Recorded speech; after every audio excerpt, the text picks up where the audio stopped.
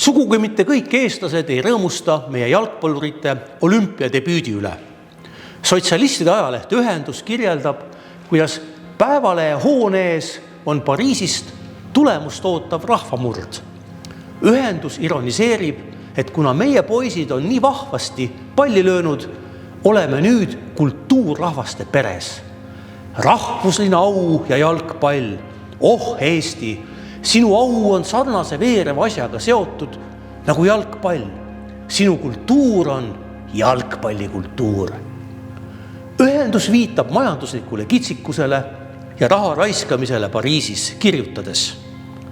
Miljonid kaovad, spordimehe härdmuskel kasvab, kallid veinid voolavad restoraanides ojadena rahvuslise au terviseks. Akna taga aga tõuseb ähvardavalt tööölise kondine rusikas. Täna teame, et ega sotsialistid tühja koha pealt ähvardanudki. Sama aasta 1. detsembril toimub relvastatud riigipöördekatse, mis on mahitatud ja toetatud meie idanaabri poolt. Meie rahva enamus sellist mahategevat seisukohta mõistagi ei jaga. Pariisi olümpia annab suure tõuke nii rahvusvahelisele kui ka Eesti jalgpallile. Võit ja Uruguay mängustiil hakkab mõjutama kõiki, ka meie jalgpalli. Uruguay triumfeerib ka 4 aastat hiljem Amsterdami olümpial ja võidab 6 aastat hiljem kodus esimesed maailmameistrivõistlused.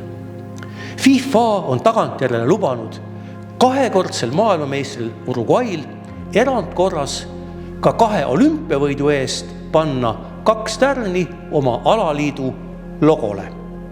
Kokku on neid seal 4. Kelmikas paralleel lubab väita, et sel juhul on Eestigi osalenud MM-finaalturniiril. Muuseas, kui Eesti koondis Pariisi olümpialt tagasi jõuab, nimetab ajakirjandus meie mängijaid hellitlevalt uruguaylasteks.